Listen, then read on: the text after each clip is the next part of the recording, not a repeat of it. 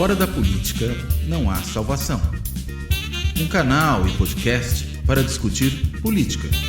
Produzido por mim, o cientista político Cláudio Couto.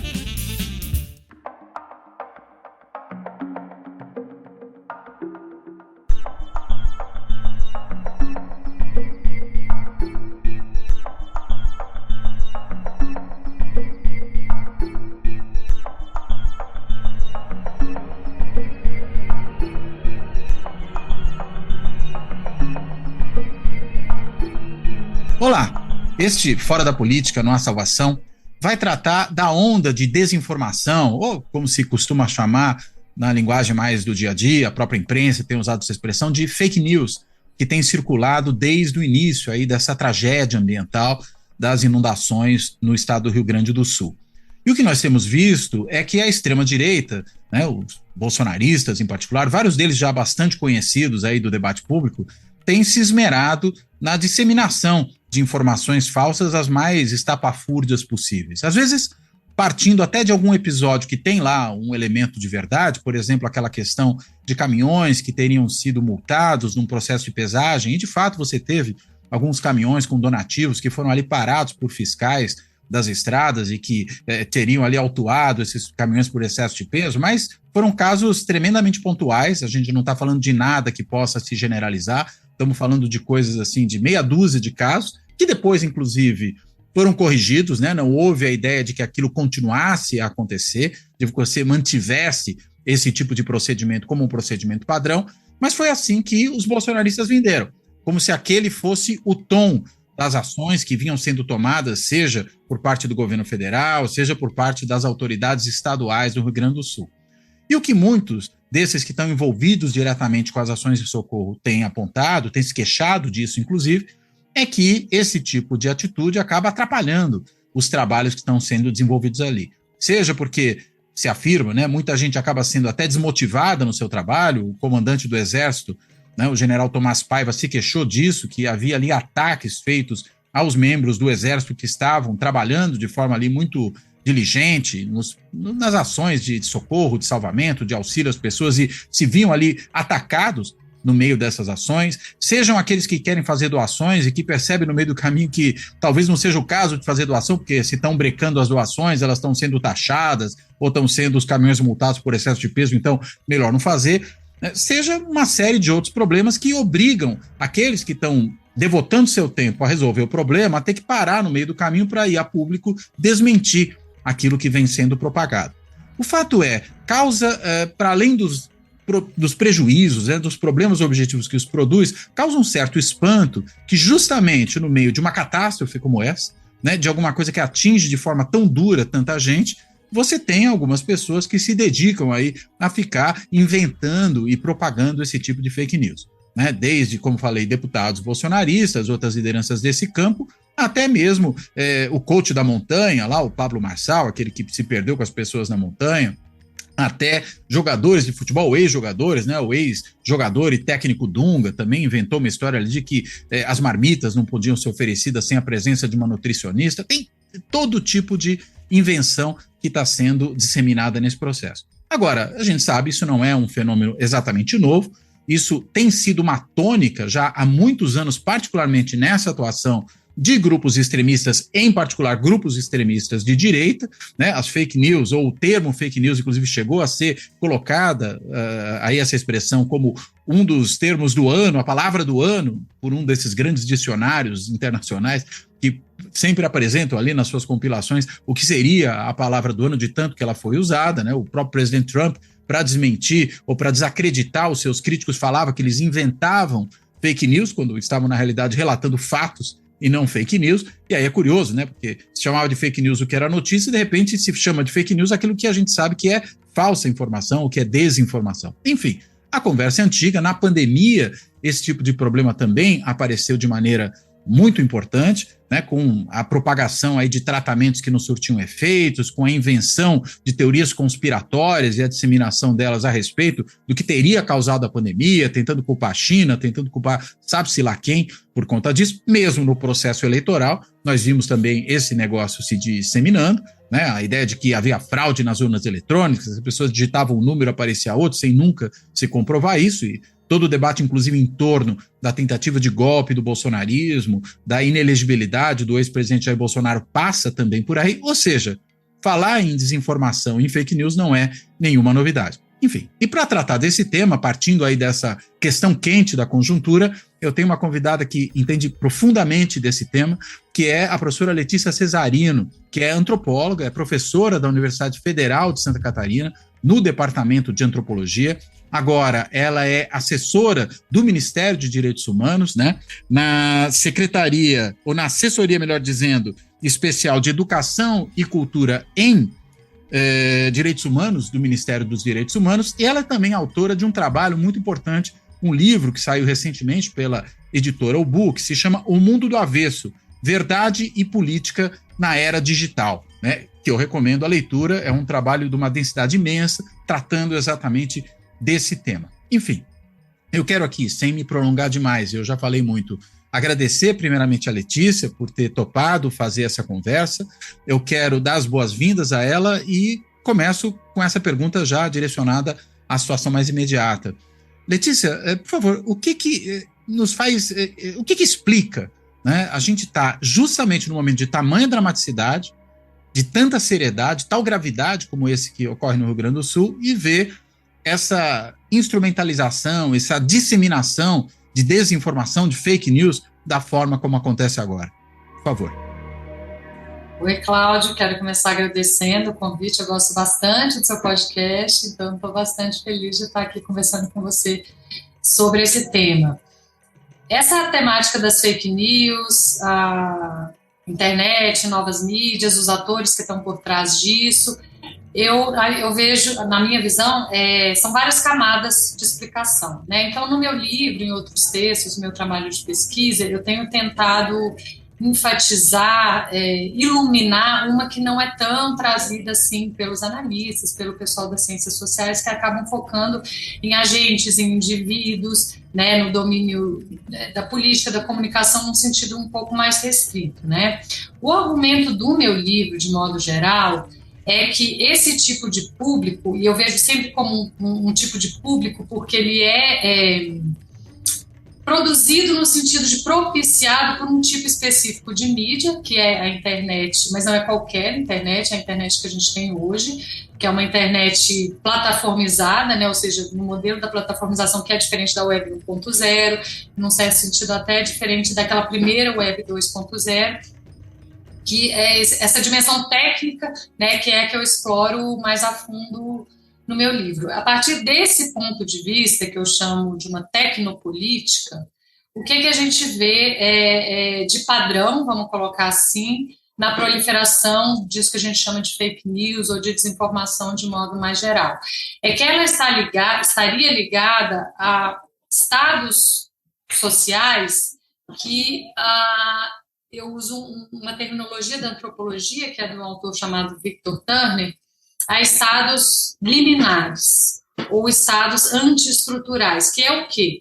São estados do social, e isso vale nos meus argumentos, né, que eu trabalho com o paradigma cibernético da ecologia da mente, do Gregory Bateson, que parte do pressuposto de que processos sociais fundamentais, eles são inclusive compartilhados entre o humano e outras espécies, e isso é importante para esse tipo de análise, porque o processo de algoritmização e do alinhamento humano-máquina, ele passa por essa camada, entre aspas, animal do humano, então estou sempre tentando olhar por esse aspecto de um social mais fundamental.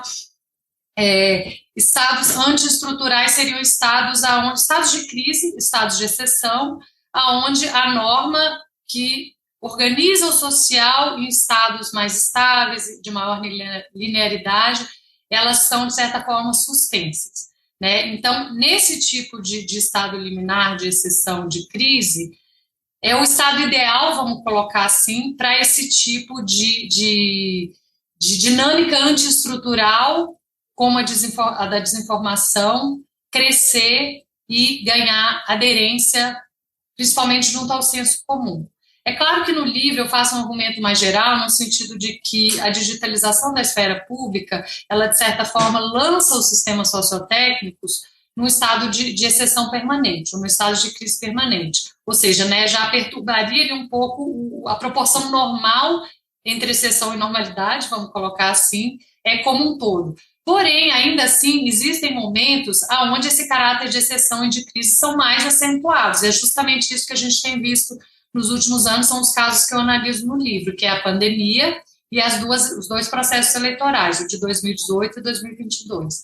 Para a antropologia, eleições são momentos liminares clássicos. Por quê? Porque você tem as instituições ali, só que o incumbente que está ali está para sair e o novo ainda não entrou. Né? Então, são momentos, para trazer a Mary Douglas, momentos de perigo. Né? Então, eleições também entram, né, nessa categorização. E a pandemia, então, nem se fala, né, que aí era um estado de exceção que se prolongou durante vários meses, até mais um ano, e onde a gente viu de novo essa enxurrada, né, de desinformação, de fake news acontecer. E agora a gente tem essa tragédia climática, né, no Rio Grande do Sul, onde, de novo, é um estado do social, um estado de crise que propicia a proliferação, o aumento desse tipo de desinformação. Né? Então, uma primeira dimensão explicativa seria essa, Cláudio, do ponto de vista da ecologia da mente, vamos colocar assim, né? Que estados de crise e exceção vão necessariamente propiciar a proliferação desses públicos, que eu chamo de públicos antiestruturais no livro. Né? Tem uma característica o quê? Não é só a desinformação, as fake news em si. Né? Eles têm essa característica da inversão, ou da dupla inversão que dá o título do livro, né, que é a ideia do mundo do avesso. Né? Ou seja, aquilo que era a norma, o que era a estrutura num período de linearidade, de maior estabilidade, o que tende a proliferar no momento antiestrutural é o inverso daquilo, que é exatamente o que a gente vê estruturando as gramáticas da desinformação. Né? E um outro aspecto também bastante consistente é esse aspecto do conspiracionismo, né? Porque as teorias da conspiração, elas já são, ao mesmo tempo, um sintoma e um meio de desengajamento da norma.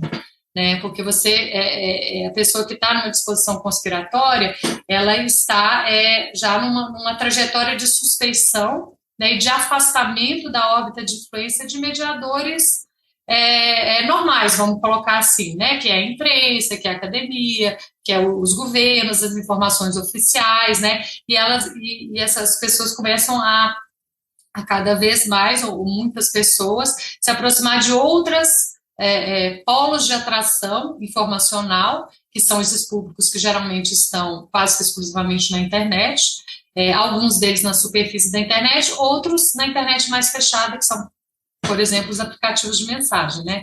WhatsApp, Telegram, onde esses mundos invertidos, vamos colocar aí, vão estar sendo produzidos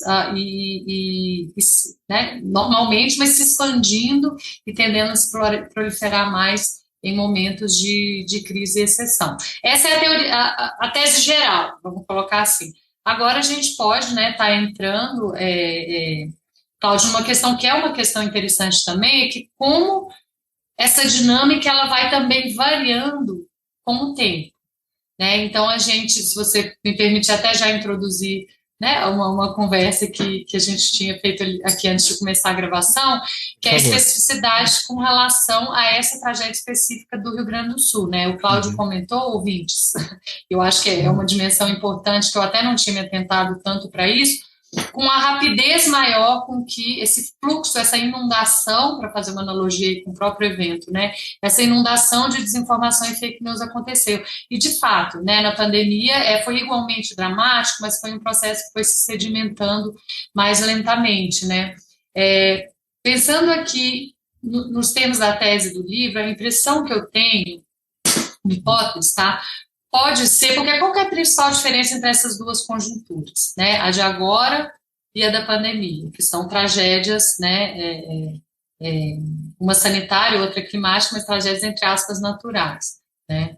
Enfim, claro que a ação humana está sempre envolvida de alguma forma, né? Embora não, como as teorias da conspiração dizem, né? De que a China criou uma máquina de chuva, né, para deixar as pessoas numa situação difícil e serem escravizadas pelo comunismo. É uma das Sempre a China, né? Quase sempre, também varia, mas a China costuma estar bem no centro, não à toa, né? Por que pode ter sido mais rápido dessa vez? Qual que é a diferença principal, na minha visão, é quem está na cadeira da presidência, quem está no governo federal. Por que eu estou falando isso?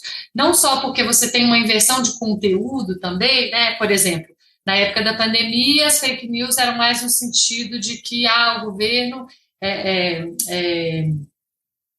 por exemplo, de visibilizar, aliás, de não visibilizar o número de mortos, né?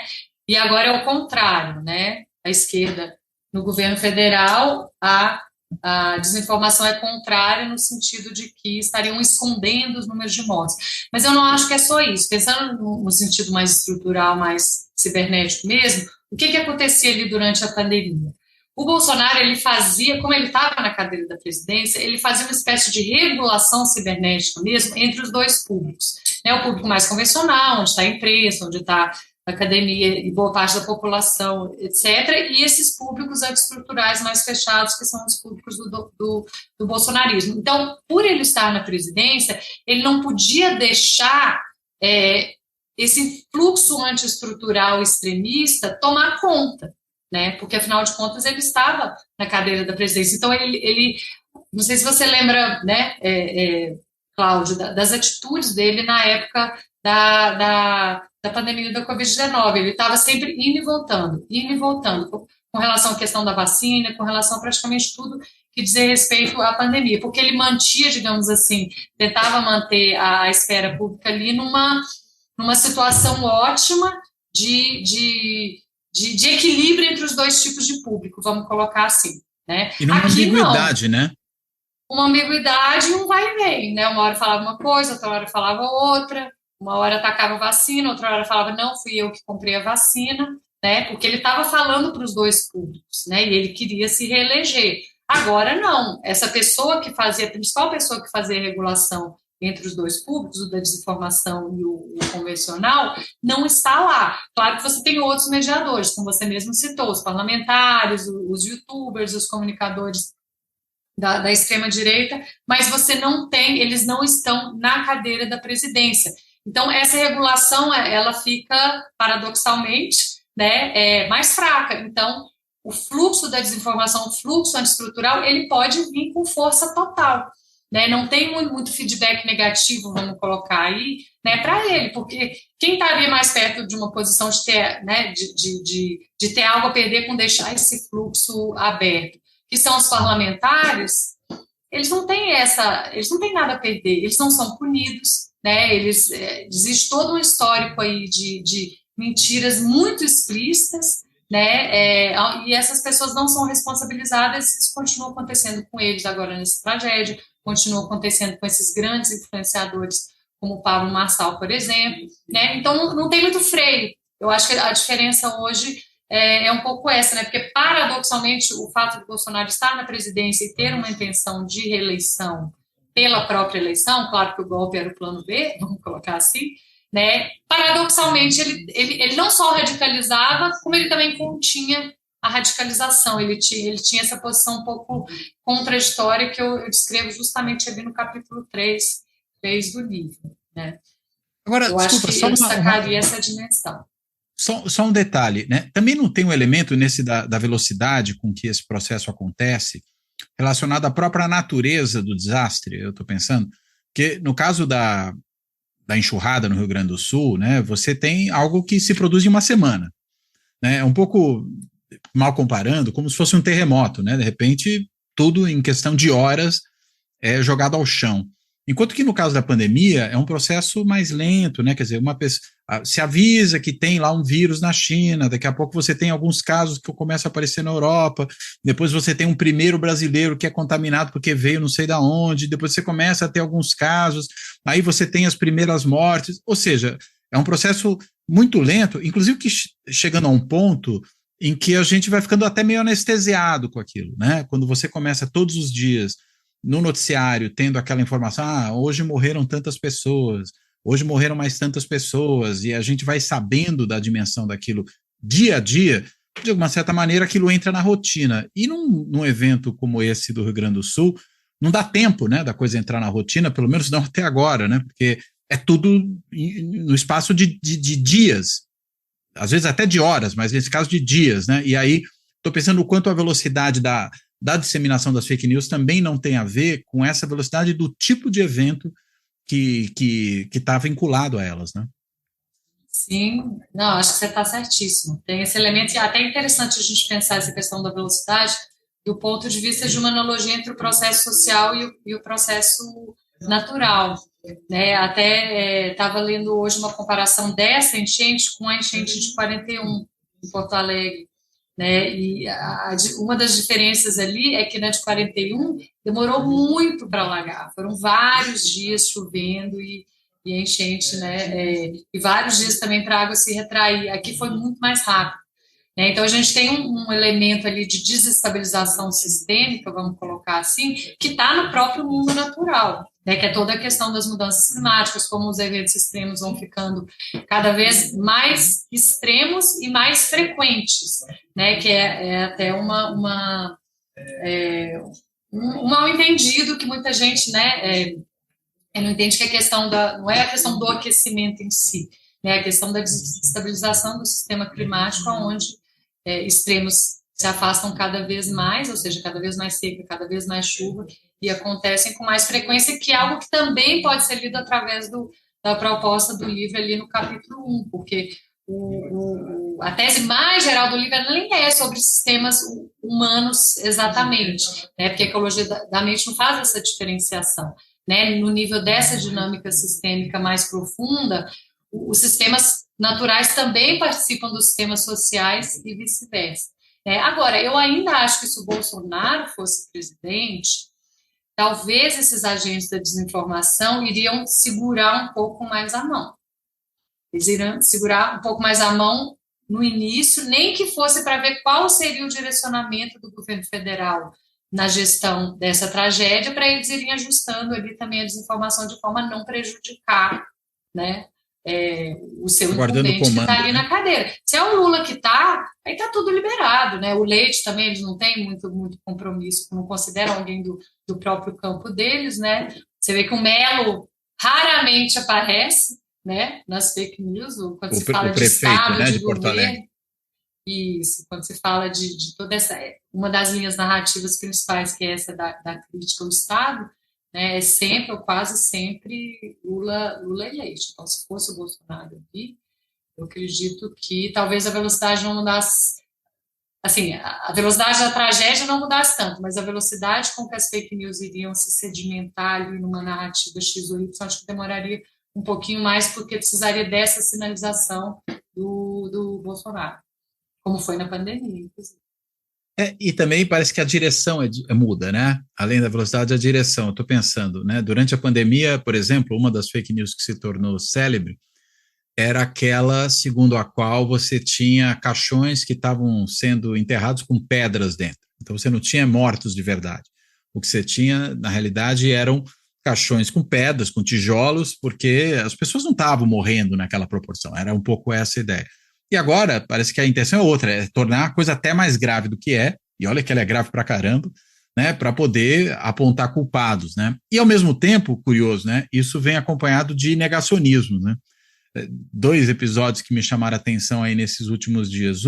Uma fala do senador Flávio Bolsonaro dizendo o seguinte, olha, né, não tem nada a ver isso aqui com mudanças climáticas, né? Isso aí, na realidade, não tem nada, inclusive porque aconteceu em 1941, né? Enfim, como se a gente não tivesse, ultimamente, esses episódios mais frequentes, né? Se repetindo em intervalos de tempo mais curtos e cada vez mais graves, né? Mais profundos. Até você acabou de observar, Letícia, a questão aí da velocidade com que as águas subiram, né? Lá em 41 e agora.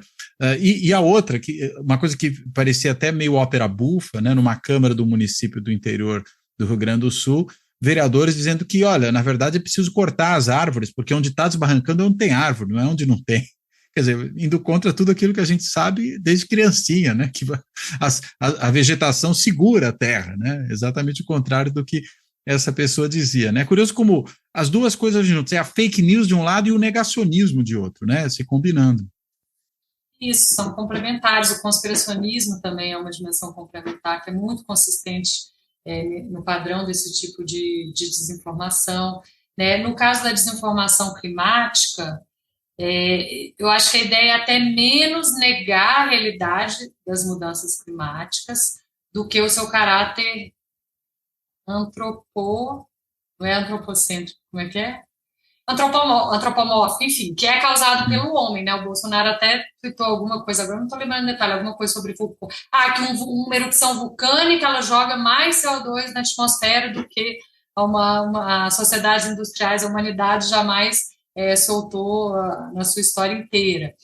Né? Eu acho que o X da questão ali é isso, porque se você aceita essa causalidade, né, na questão do consumo de combustíveis fósseis, né, indústria, etc., isso implica uma política de mudança do seu comportamento pessoal enfim, da direção da própria economia, né, e a extrema-direita ela vai sempre num sentido de um libera geral, né, ela sempre num sentido de tire regras, normas, impostos, né, da gente, porque a gente precisa trabalhar. Essa ideia de que o Estado atrapalha e que se não fosse o Estado atrapalhando, o povo estaria prosperando sozinho.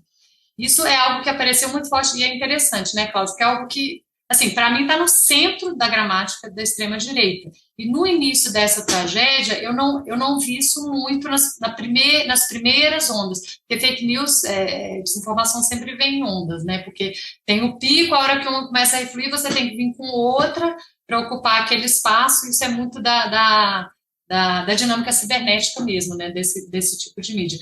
Estavam muito ali no início na coisa da Madonna, né? Do show da Madonna, que a Janja ia pro show da Madonna e não foi pro. Tem gente que até hoje acha que a Janja foi no show da Madonna, sendo que ela não foi.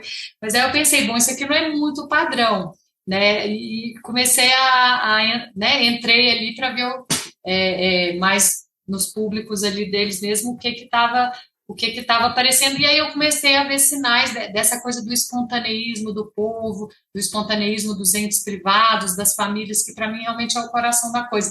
E aí eu comecei a ver, né, na Revista Oeste, até compartilhei no dia, tinha uma notícia assim de que a ponte construída pelo povo não foi destruída pela tragédia. E aí todo mundo lá comentando, o povo... Isso antes ainda da coisa dos resgates e tal. E aí você viu, isso começou como uma coisa periférica ali no início, hoje tomou conta e está no centro dessa estrutura de desinformação. E aí a gente vê combinações muito interessantes dos vários segmentos ali da gramática da extrema-direita em momentos normais, né? Vou dar um exemplo, um vídeo que eu até compartilhei também, que era uma moça, né, que começou dando uma narrativa dela, aparentemente ela estava lá, né, no Rio Grande do Sul, e ela começou a articular vários desses segmentos que eu colocaria aqui em termos dessas 4 dimensões, que é o Deus, pátria, povo, família, e a novidade hoje seria essa questão realmente do mercado, né, nessa conjuntura pós-neoliberal, ou seja, uma lógica espontânea do mercado, ajudando a resolver os problemas que o Estado tem que sair da frente, dos empreendedores, dos indivíduos, dos bilionários, etc., né, porque... Aparece sob o lema da liberdade, né, também. Isso, a liberdade, eu diria até que é uma coisa mais neta, porque a liberdade é a próprio signo desse tirem as regras de mim, tirem o Estado de mim. É esse tipo de liberdade, não é a liberdade kantiana, né, da autonomia, sim, que é propiciada pela regra, justamente, pela norma. A outra é a liberdade do estado de natureza robesiano, né, parece. Mais próxima disso. É a liberdade num sistema antiestrutural. Né, porque isso. O sistema estrutural está justamente se desvencilhando de uma norma na qual ele não confia mais, né, e na qual ele não vê legitimidade, que é o caldo cultural do pós-neoliberalismo. Né? Você acha que 40, 50 anos desse tipo de discurso sairia impune?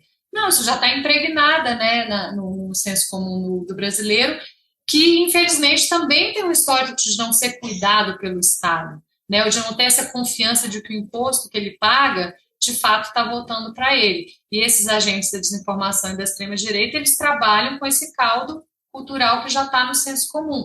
E em momentos de tragédia, isso reaparece nessa ideia que essa moça também trazia no vídeo de que, e dessas fake news, quase todas que você citou, né, da nota fiscal, o que é nutricionista, né, é tudo o Estado querendo regular as coisas e atrapalhar um processo que se viesse daquelas entidades que para eles, por isso que eu falo do espontaneísmo. O que é o espontaneísmo?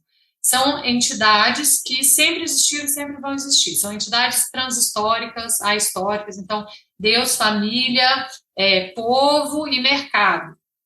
Na cabeça deles, são coisas que sempre existiram, são naturais, são dadas na natureza das coisas. Então, você tem que tirar essas outras mediações, né? Principalmente o Estado, mas também a imprensa, né, tudo isso, e deixar esse espontaneísmo fluir, que ele que vai levar à solução né, dos problemas, e ele que vai levar a uma prosperidade. Então, essa ideia de que trazendo de novo, né, o vídeo da música, eu achei muito interessante, porque ela trouxe praticamente todos os aspectos, eu achei esse vídeo maravilhoso. Por exemplo, o viés de gênero, que é uma coisa que também é estruturante dessa gramática, como? Através da ideia de que o homem é o centro da família. Então, isso não é necessariamente anti-misógino. Assim, eu sei que para a gente é estranho falar isso, mas quando você vê do ponto de vista deles, não é. A mulher tem uma valorização. Tanto que ela fala das mulheres fortes, que também estão ajudando e tal, mas dentro desse todo que é a família, e que deve ter sempre no seu centro o homem, porque isso é o natural. Para eles isso é Darwin, para eles isso é a Bíblia, né? A gente não pode mudar isso. Tem até uma hora que ela fala assim, aí que ela começa a falar que os homens, né, os homens fortes, másculos e tal, que estão pegando jet ski, que estão pegando os barcos, que estão saindo para salvar, né, as pessoas, e que o Estado está atrapalhando. Ela fala assim, eu só vi esses homens na água, eu não vi nenhum todes na água. Ainda falou assim, eu não vi nenhum MST lá. Aí eu comecei a rir, porque, gente, a coisa realmente não chega, porque o MST é um dos movimentos que está mais ativo realmente ali na ponta, mas não está chegando para as pessoas, né? E toda essa ideia do empreendedor, que é povo, povo, mas eu acho que ainda é um pouco diferente do povo da década de 30, por exemplo, porque tem a modulação desse elemento de mercado, que é um elemento do empreendedorismo, e é muito interessante uma fala que ela faz sobre os bilionários, né? Que não existe essa oposição, claro que ela não fala com essas palavras, mas o que ela queria dizer? Que não existe que os milionários estão fazendo mais, os grandes empresários bem-sucedidos, eles estão fazendo mais que o Estado, que obviamente não é verdade, mas, né, Pablo Marçal, velho da Van, né, desculpa, Luciano Hang, todas essas pessoas estão inspirando os outros, então eles não estão em oposição, né, não tem essa oposição capital-trabalho, empresário-trabalhador. O empresário, ele é aquilo que o empreendedor pode ser um dia, e é a pessoa que inspira. Né? E ela usa essa ideia da inspiração. Eles inspiram os outros a prosperar. Né? Então, é um outro elemento também que é quase um marxismo invertido, né?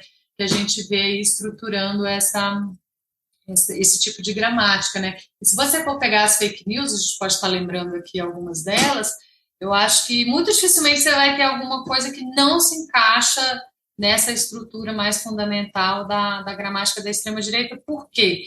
Porque é isso que pega no senso comum, né? É isso que ganha tração em muitas das pessoas que estão ali. Né? E sempre a coisa do vídeo, que é um outro elemento clássico que a gente já observa desde 2018, se não antes, né? O conteúdo que tem o maior valor de verdade é esse do vídeo gravado por alguém que está ali, que não tem muita mediação, aparentemente, né? Porque a imprensa, por que eles não confiam mais tanto na imprensa? Né? Porque é muita coisa, até você presenciar o fato e ele chegar no Jornal Nacional. Né? Passa por muita mediação. Não, o vídeo que está no Zap, a pessoa que está ali na frente, né, ela viu, ela filmou, e em 1 minuto já está no seu celular exatamente, é como se você estivesse lá na linha de frente vendo. Claro que para uma pessoa leiga, né, isso tem um valor de verdade muito maior do que eu ou você falando o William Bonner. Né? Por quê? Né? Ele não está lá na frente, ele não é igual eu, por que eu acreditaria em você, né, e não em alguém que eu me reconheço, né, nessa pessoa, porque ela é uma pessoa comum, ela não é um intelectual, ela não é um jornalista, ela não é elite, né, e está lá na frente, ainda por cima com o celular, filmando, né, diretamente, e a mediação temporal também não existe muito, porque essa ideia do vídeo que acabou de acontecer, que também é uma característica da economia da atenção, que sustenta muito, né, o tipo de desinformação que a extrema-direita traz, né, nesse tipo de evento. Aliás, uma coisa que apareceu também muito, né? Você está falando dessa história, por exemplo, da ponte, né? Que não foi feita pelo Estado, que foi feita por atores privados. Tem uma expressão até que tem sido usada, é civil ajuda civil, né? Uma coisa assim. É interessante porque o civil aí, me parece, tem um duplo significado, né? De um lado, ele significa um não militar, porque o exército, que era visto como o grande salvador, agora virou um inimigo, tanto que você teve várias dessas, enfim, vários desses memes, por exemplo, que foram disseminados agora, tripudiando em cima do exército, né? Fazendo aquela piada já surrada, né, de que eles vão pintar meio fio, que não sei o quê. O ex-ministro, né, hoje deputado federal Ricardo Salles, pegou uma situação que realmente era um pouco estranha, né, das pessoas jogando um negócio, uns objetos de doação, um na mão do outro, assim, mas era só você talvez dar ré no caminhão, que uma pessoa só ou duas fariam aquele serviço todo. Até eu acho que a crítica faria sentido, mas ali claramente o que você tinha era um escárnio, né, em cima das Forças Armadas. E por outro lado, né, nada mais estatal do que o Exército, né? Nada mais o Estado nasce, em boa medida, por meio da burocracia militar, né? Então a gente pode imaginar que aquilo que era visto como heróico, de repente, é visto como inimigo e inútil, e ao mesmo tempo incompetente, e patético e tudo mais. E aí os civis protegem os civis. Então, acho que um sentido é esse, é o não militar, mas o outro é esse, né? É não estatal. Ou seja, são privados ajudando privados. O Estado não está fazendo nada em qualquer uma das três esferas de governo. Então vão lá os agentes privados resolver tudo, né? Porque se eles não fazem, ninguém faz. Né? É por aí, né, a gramática. Mas você acha que esses dois significados se fazem presentes aí? Porque o que me chama a atenção em particular é essa questão com os militares, né? Como houve uma virada, né, nesse meio tempo. A do Estado acho que está clara. E só me permita mais um ponto, né? E é interessante como essa extrema-direita contemporânea nossa, desse ponto de vista, ela é tão diferente, né, daquela extrema-direita do começo do século passado, que era uma extrema-direita estatal, né? Uma extrema-direita que via no Estado forte, a ideia do Mussolini, nada fora do Estado, algo crucial. E essa parece que tem outra lógica, né? Ela é ainda assim uma extrema-direita, mas uma extrema-direita privatista, uma extrema-direita anti-estatal, não sei como exatamente denominar isso. Sim, ela é neoliberal, ou pós-neoliberal, O e a gente tem usado. anarcocapitalista, às vezes, né? Então, aí é que tá, e a gente pode aprofundar mais nesse ponto, porque assim, a extrema-direita tem vários segmentos, né, isso nos monitoramentos, nos mapeamentos de grupos, né, de Telegram, etc., a gente vê esse espectro, vamos colocar assim. O espectro anarcocapitalista característico, ideológico, né, uma coisa mais Milley, ele existe, mas ele não é a maioria, né? O que eu acho que a maioria ressoa, ou como que a coisa do Estado pega? E aí é uma questão que eu trabalho no livro também, que é a questão do englobamento, né? É um arcabouço do que um antropólogo chamado Louis Dumont traz para pensar dicotomias, não em termos de, é isso ou aquilo. Então, se eu estou falando isso, não é aquilo. Não. É uma questão de hierarquia, de englobamento. O que é parte, o que é todo. Né? Então, por exemplo, a relação público-privado, né? O Estado civil, como você colocou aí. Não é que a maioria dessas pessoas negue o Estado ou quer que o Estado acabe como um anarcocapitalista ideológico proporia. Né? É que o Estado deve estar submetido a interesses privados, seja da ordem da família, seja da ordem do indivíduo, seja de Deus, né? Da religião, Do né? Então, empresariado. seja do fisiologismo, seja do empresariado. Né? Então, você vê como tem uma afinidade, por exemplo, um pouco com o fisiologismo do centrão. Por exemplo, claro que não é exatamente o mesmo, mas é o Estado submetido a mim, ao meu interesse. Aí pode, né? Tanto que todos aí estão se elegendo, estão fazendo emenda PIX ali para suas bases, etc. Então parece contraditório, mas não é quando a gente pensa do ponto de vista da hierarquia, né? Porque qual o Estado que eles estão contra? Um Estado universalista, né? Um Estado onde a norma pública está acima do interesse privado. Se você submete o Estado ao interesse privado, que é sempre o seu, óbvio, né, nunca do seu inimigo, não tem problema, né, necessariamente.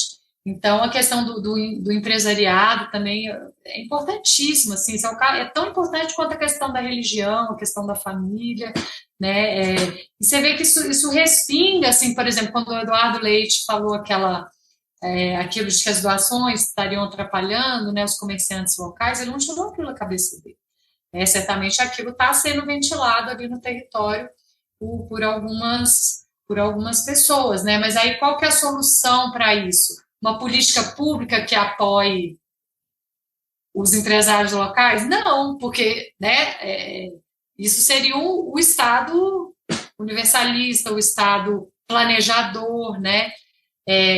A ideia ali é mais que você tire o Estado, né, ou que ele fique mínimo e deixa o mercado fazer a sua mágica, né? Deixa os civis apoiarem civis, deixa. Então, assim, não é Embora nesse eliminação do caso, Estado, mas. desculpa, as doações Tá. atrapalham o mercado, né? Essa é a ideia que está por trás daquilo, né? Doação demais atrapalha o mercado, né? Sim, porque não é mercado, né? Doação no Exato, mercado, é desmonetizada, né? exato. Não tinha pensado por esse lado, mas eu acho que você está certo. Doação é muito Novo Testamento, né? É muita caridade, é muito é a outra face, né? Não, e me permita só uma observação aqui também em cima disso, já que eu puxei essa coisa da doação, porque ao mesmo tempo que, primeiro, eles se queixam de que as doações não estão chegando porque o Estado está atrapalhando. Depois aparece no discurso do governador, que parece que é um sujeito que está meio baratinado ali no meio dessa situação, né, mais do que outros agentes públicos, até eu diria, essa coisa, e aí ele teve que se retratar depois, essa história de que as doações estão atrapalhando o comércio local. E aí ele teve que se consertar, mas enfim, me parece que ali foi muito mais um sincericídio do que qualquer outra coisa, né? Claro, a gente pode até discutir se as doações, eu escutei essa história de gente que está acompanhando de perto, né, de que o problema é que agora começaram a chegar doações demais e eles não têm logística para fazer essa distribuição, e o problema já não é nem mais a doação, mas são outros tipos de recurso que precisariam chegar ali, dinheiro mesmo, para tomar certas providências. A falta não é mais de roupa necessariamente, a falta é de, por exemplo, água mineral, que é uma coisa um pouco diferente, porque as pessoas não estão conseguindo ter água potável para beber, né? Em questão de limpeza, higiene, né, agora que muitas pessoas estão Exato. voltando para suas casas. É porque também, né, Cláudio, já é uma outra etapa do. A gente já está, exatamente agora, a gente está numa transição de etapas, né? Agora todo mundo já começa a olhar para o médio prazo, né? A questão da Claro. reconstrução, e a reconstrução vai passar por reconstruir os comércios locais, né? Como injetar dinheiro na economia local para as pessoas poderem comprar, né? Gente que não vai ter trabalho, gente que não vai, né? Então, a questão dos abrigos, né, que tem que ficar de olho nisso, como é que isso vai se desenrolar ao longo do tempo, porque, assim, uma situação de exceção, ela tem que ser temporária, ela tem que ser rápida, né, então as pessoas aguentam ali durante algum tempo, e se essa coisa começa a se prolongar, a gente pode começar a ter um outro tipo de problema, outros tipos de fake news e desinformação que podem começar a se espalhar e tornar a coisa até potencialmente violenta. A gente já começa a aparecer notícia de briga em abrigo, né? Então é uma próxima etapa que a gente tem que ficar atento também como que a questão da desinformação vai se desenrolar. Agora, a gente, né, outra coisa que a gente tem que sempre ficar de olho são os diferentes agentes, os diferentes níveis da desinformação, porque você tem muito, eu gosto sempre de falar, né, os usuários da internet não são iguais.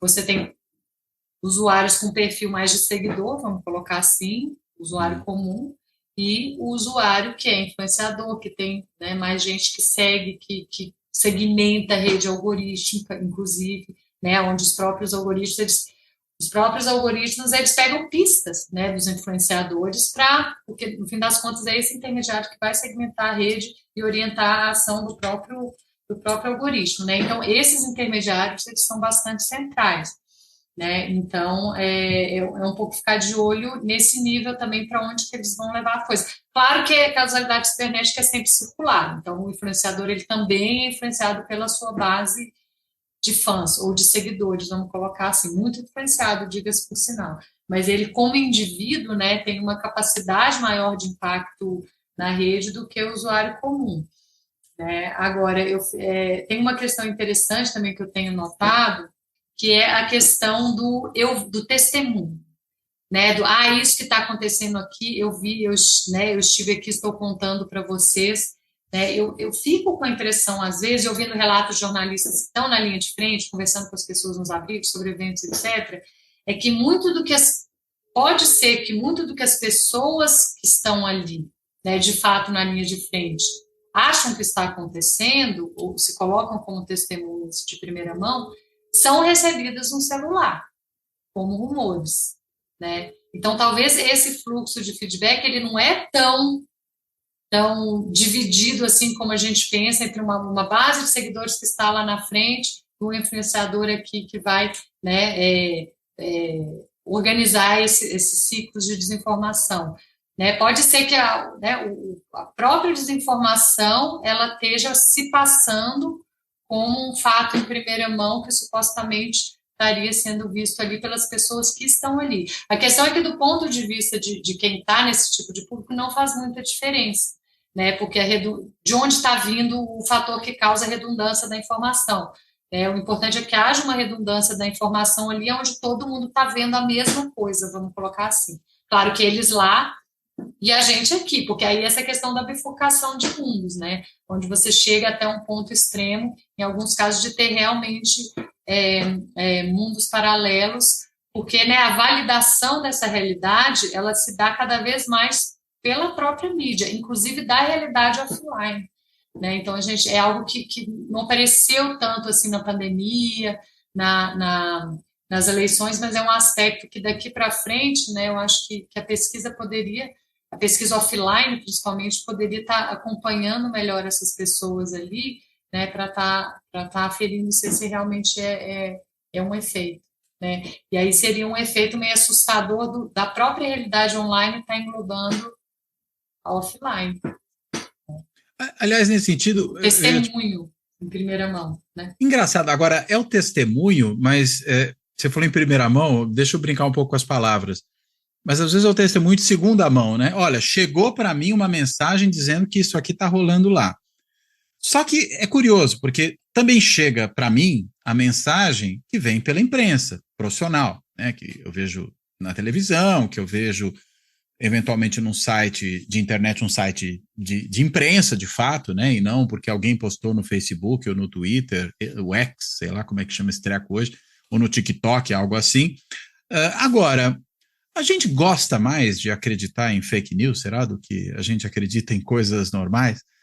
Eu estou pensando primeiro numa história que eu ouvi certa vez de um jornalista faz muitos anos, muito antes da gente ter toda essa situação de internet, mas que ele me disse o seguinte, falou, olha, quando um cachorro morde uma pessoa, isso não é notícia, mas quando uma pessoa morde um cachorro, é. Né? E eu falei, bem, o problema é que dependendo de como a imprensa cobre as coisas, a gente vai começar a acreditar que vive num mundo em que pessoas mordem cachorros, né? Porque se só isso vira notícia, a minha impressão é que esse mundo das redes sociais, da internet plataformizada, como você colocou, esse mundo em que as fake news se disseminam, quanto mais tiver gente mordendo cachorro, melhor. Então, quanto mais absurda a notícia, mais a gente tende a acreditar nela e a não acreditar naquilo que é, digamos, o trivial. Olha, realmente, estão ali os bombeiros, está ali o governador, está o presidente, está o prefeito, está a defesa civil, está todo mundo ali fazendo o que tem que fazer no seu trabalho, resgatando pessoas. Volta e meia você tem um episódio mais pitoresco, o cavalo em cima do telhado, né, o senhor que não quer sair da casa dele que está submersa, ou coisas do tipo. Mas fora isso, vamos dizer, boa parte desse trabalho é um trabalho corriqueiro dentro de uma situação como essa, né? Claro, a situação em si não é corriqueira, mas o trabalho é, e aí o que parece ser mais interessante de difundir e de acreditar é aquilo que realmente sai da normalidade, talvez seja justamente o que você está me chamando aqui do antiestrutural, né? É isso, a gente tende a acreditar mais naquilo que é absurdo? Eu acho que sim, eu entendi exatamente o que você está falando e eu concordo, porque tem a ver, de novo, né, com essa quase inversão entre normalidade e exceção, que aí esse é o ponto, ele não é natural da gente, eu acho, assim. Claro, não, tem um elemento ali de um senso comum que é atraído por uma coisa mais sensacionalista, mais, né, diferente, mas isso é da economia da atenção, né? Isso é a economia da atenção, assim, essa lógica ela existe muito antes da internet.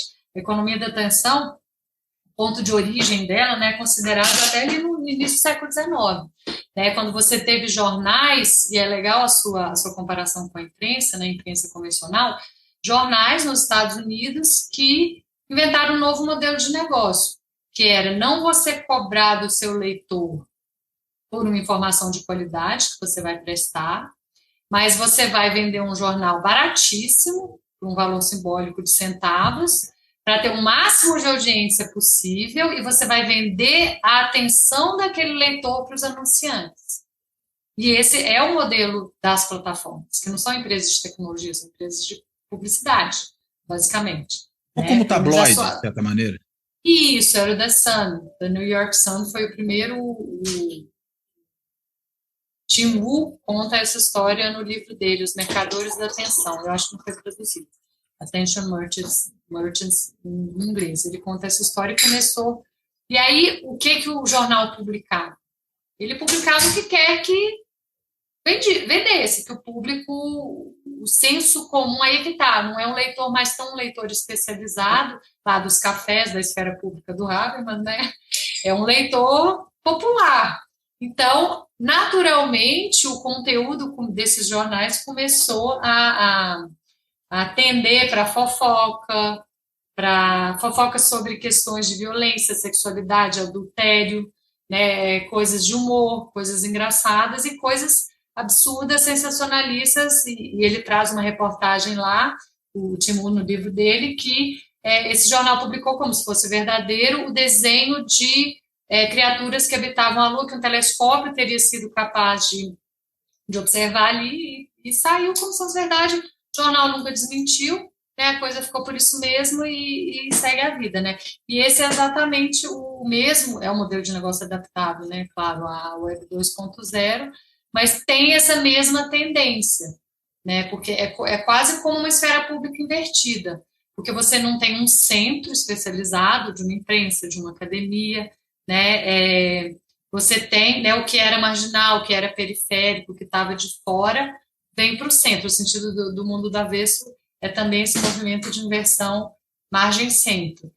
Né? Qual que é a preocupação com relação a isso? Aí falando como antropóloga, não existe sistema social que se estruture dessa forma. Isso não existe. Se você pegar mesmo uma sociedade aparentemente simples, né, pelo menos do ponto de vista material, como os Yanomami. Eu sempre gosto de dar esse exemplo, porque a gente tem o livro do Davi Copenau, né, A Queda do Céu, onde a gente pode fazer essa leitura. Né? Um xamã Yanomami, ele é um centro da sociedade, ele é um especialista. Ele foi treinado a vida inteira para quê? Para comunicar com o mundo dos espíritos e segurar o céu, né? E tem até um momento interessante nesse livro que ele fala assim que do ponto de vista de um xamã, não é com essas palavras, tá? Mas a ideia é essa.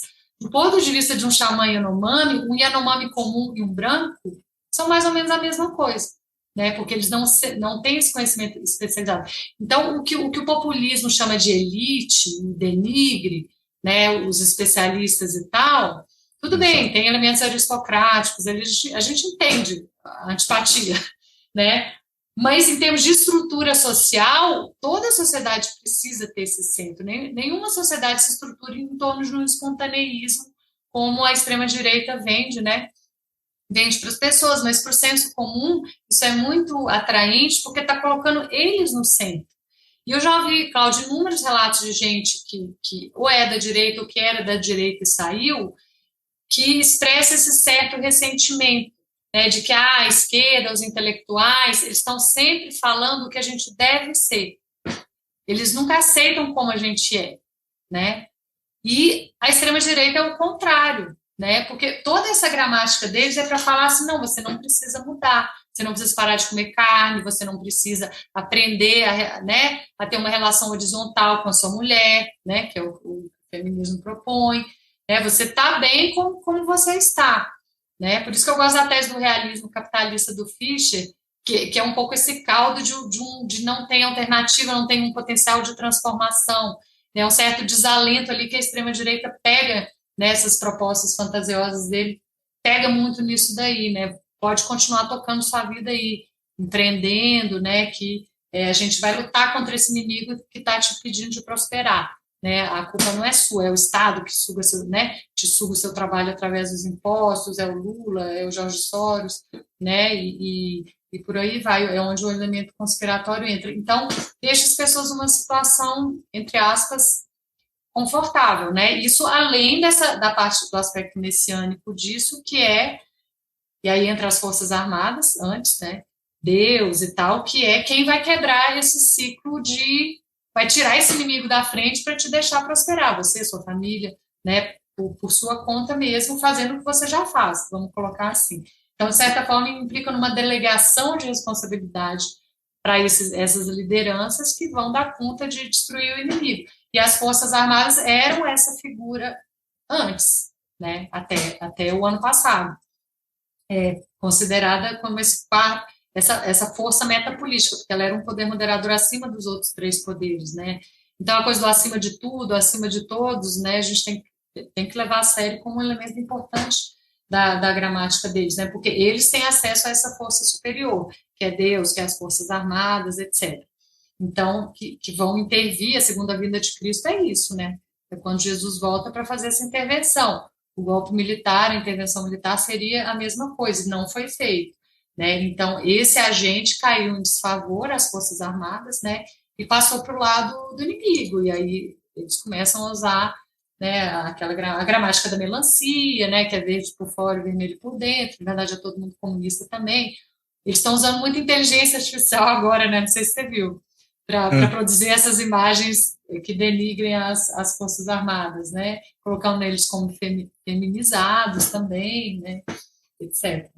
Então, eu acho que é isso, é o senso comum. E aí eu acho que o Gramsci que teve muita presciência nisso, né? Quando ele discutiu a questão do senso comum, não usando esses termos, claro, porque tinha censura ali em torno dos textos dele, né? Mas de como o fascismo consegue capturar, né, essas latências do senso comum, enquanto o trabalho da esquerda é mais difícil, porque, de fato, o trabalho da esquerda implica as pessoas se transformarem, né, as pessoas aprenderem, as pessoas têm uma utopia concreta ali, que não é uma utopia fantasiosa né, dessas que a extrema-direita vende, mas que você tem que sair de onde você está, né, para poder melhorar, para poder transformar a sociedade, etc. Então, são gramáticas metapolíticas que competem diretamente, né?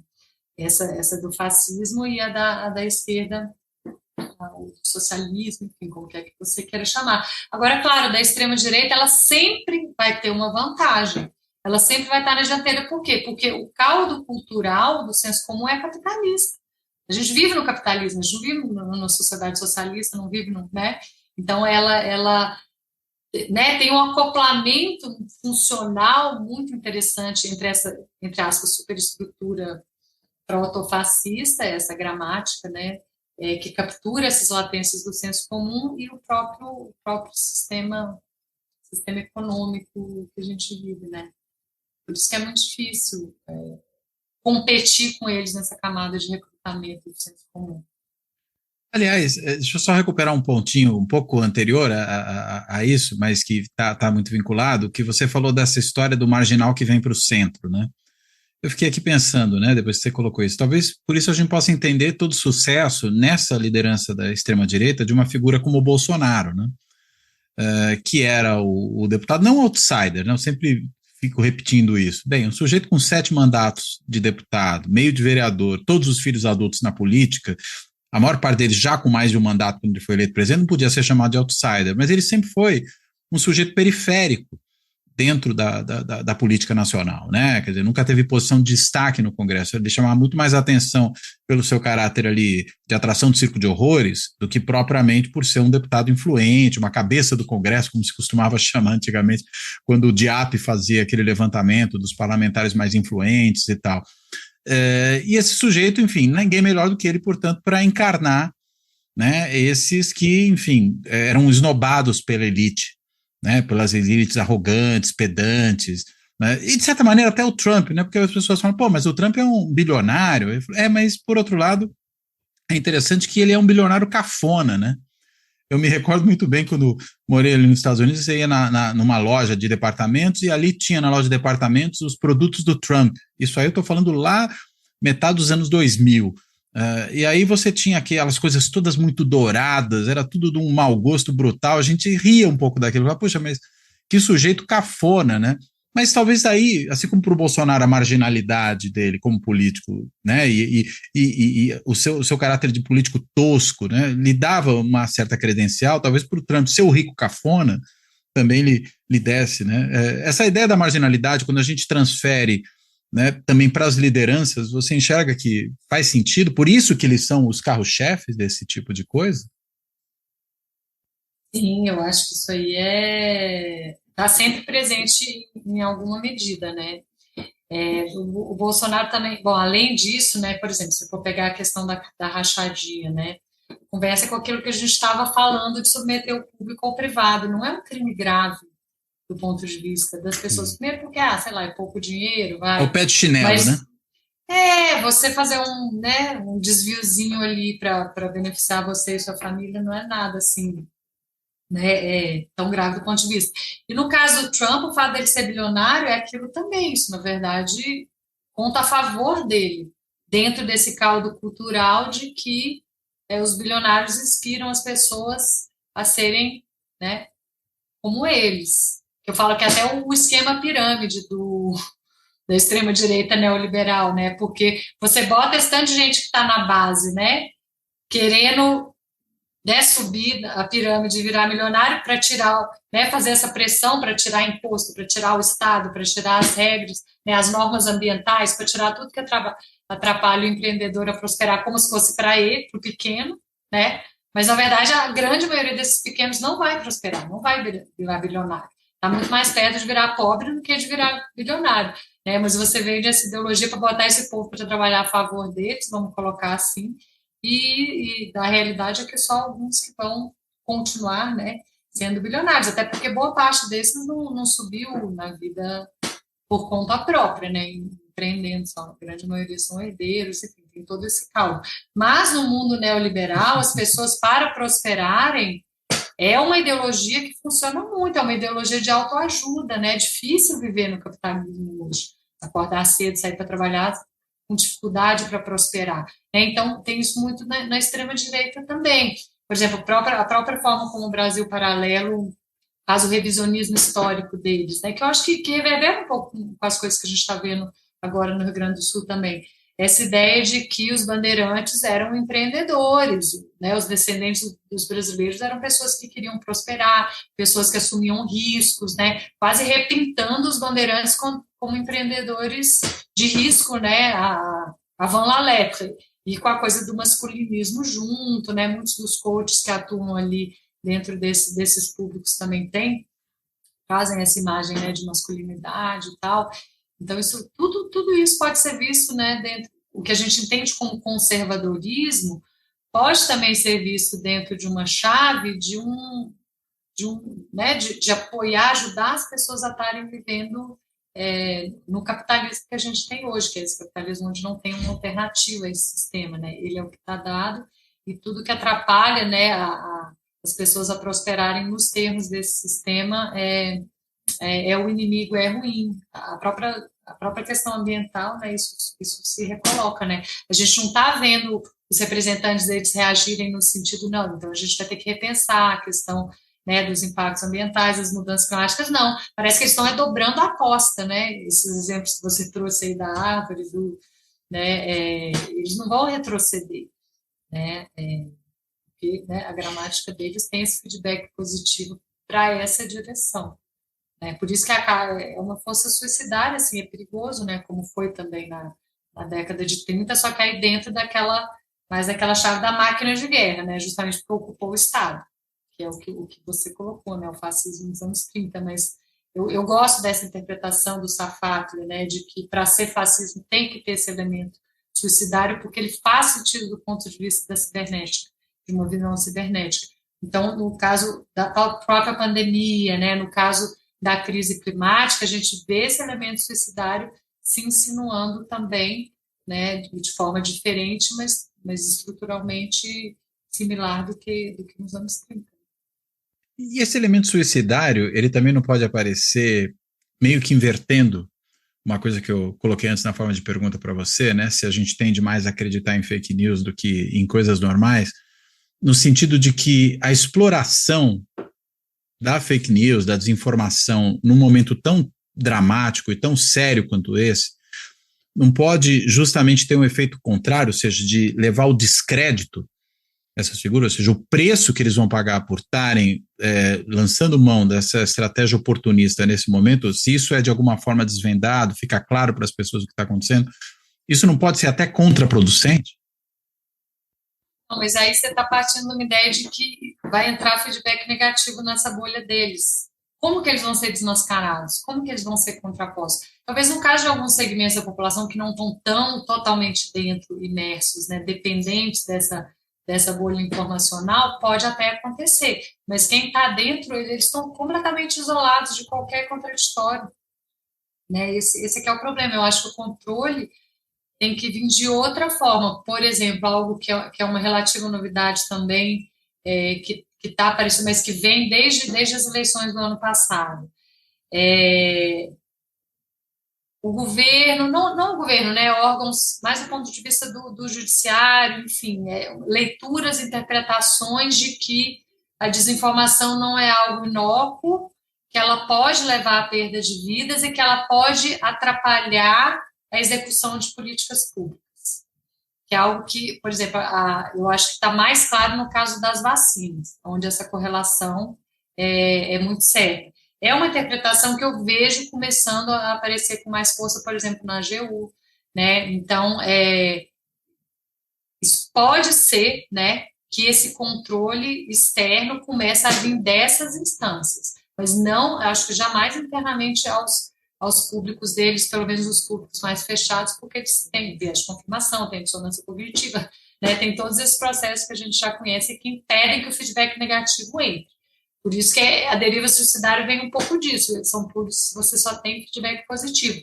Então, tem que ter alguma outra forma de controle, né, que não seja essa.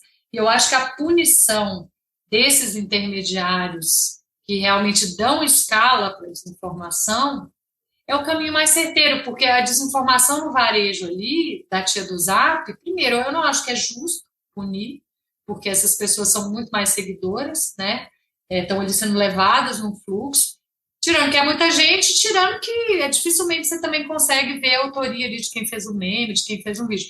Esses influenciadores, esses parlamentares, esses comunicadores que organizam esses ecossistemas, aí já é outra história. Tem uma possibilidade de responsabilização maior e com impacto muito maior do que você ir no pequeno, né? Você tem que ir no grande, que é quem realmente está organizando aquilo ali. Eu acho que a prioridade agora precisa ser essa. Claro que tem que ser feito com cuidado, dentro da lei, né? Com tudo que está aí previsto no Estado Democrático de Direito, mas precisa ser feito. Eu estava pensando também em quem não está tão dentro do transe, né? Em gente que, de alguma forma, digamos, por exemplo, é eleitor dessas pessoas, ainda que não esteja completamente dentro da bolha, e que, de repente, fala, poxa, eu votei nesse cara, mas olha o que ele está fazendo, né? Mas aí o que você está colocando é que, enfim, isso não vai eliminar o fato de que você tem ali um grupo, um contingente bastante considerável de gente que está dentro da bolha e que está capturado por ela, né? Ou essa pessoa mais ou menos aí, ela pode acabar votando em outro, mas que é da mesma, mas que é da mesma linha, da mesma mas que escola. não ficou marcado, exatamente, da mesma escola, pelo fake news, né? por aquele momento específico da tragédia do Rio Grande do Sul. Né? Mas eu não vejo muita por aí, eu acho que não vai vir, não. Tá. Infelizmente, se na pandemia não aconteceu, se durante o governo Bolsonaro inteiro não aconteceu. Dificilmente acontece agora. Mas de novo aí entra aquela coisa da velocidade, né? Talvez haja menos tempo. Não estou sendo ultra otimista, só estou pensando se o processo, às vezes, pela velocidade também não pode ter um efeito um pouco diferente, né? Não dá tempo da coisa ser absorvida, né? Então, aí a gente tem que ver o que vai acontecer a partir de agora, justamente, Cláudio, que é o processo da reconstrução.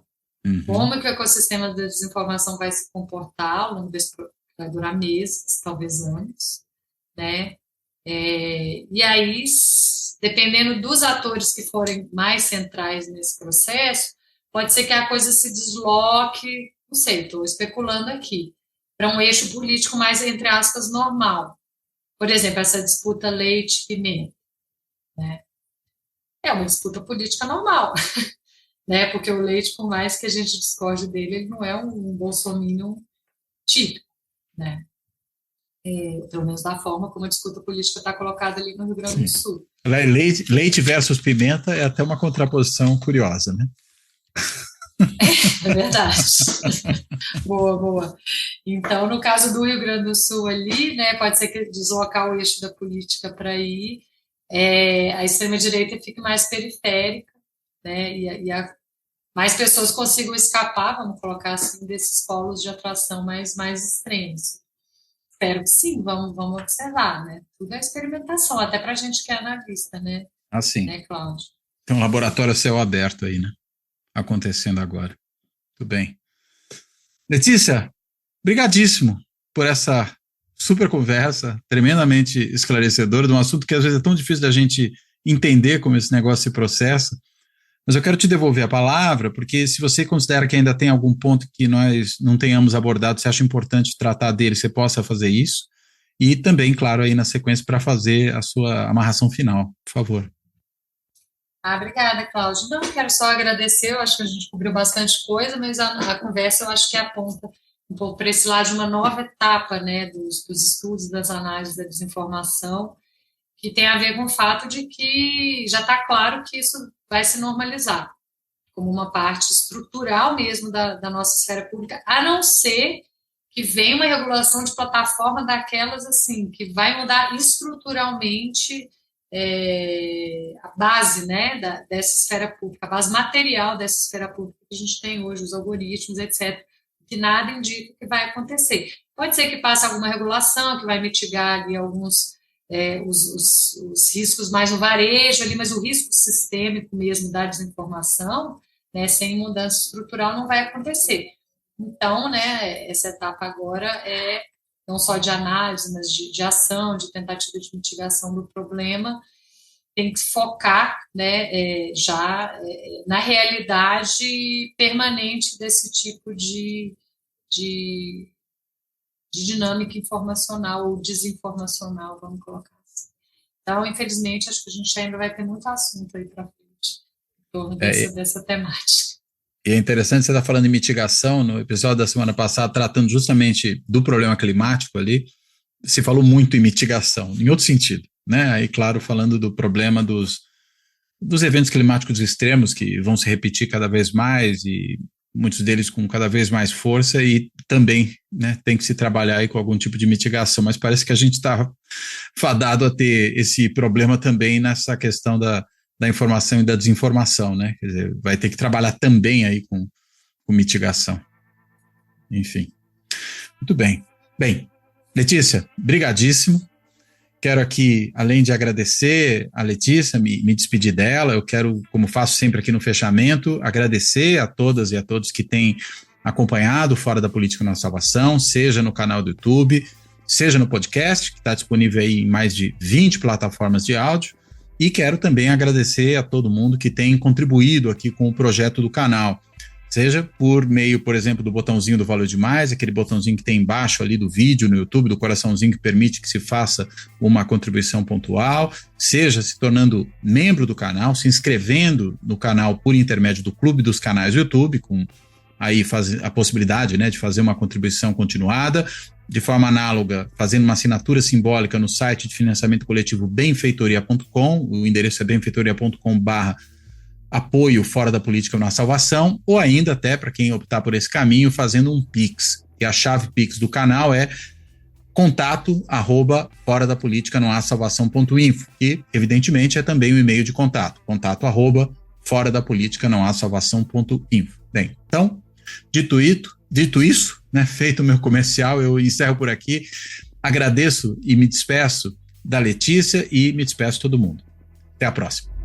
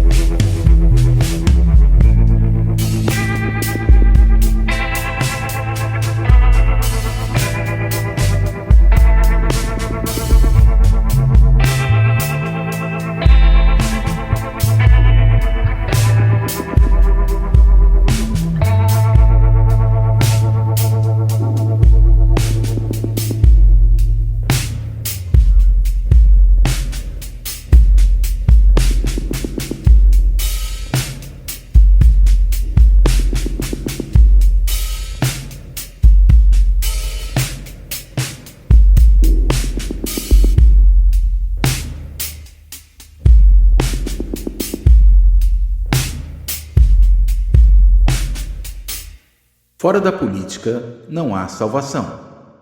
Um canal e podcast para discutir política.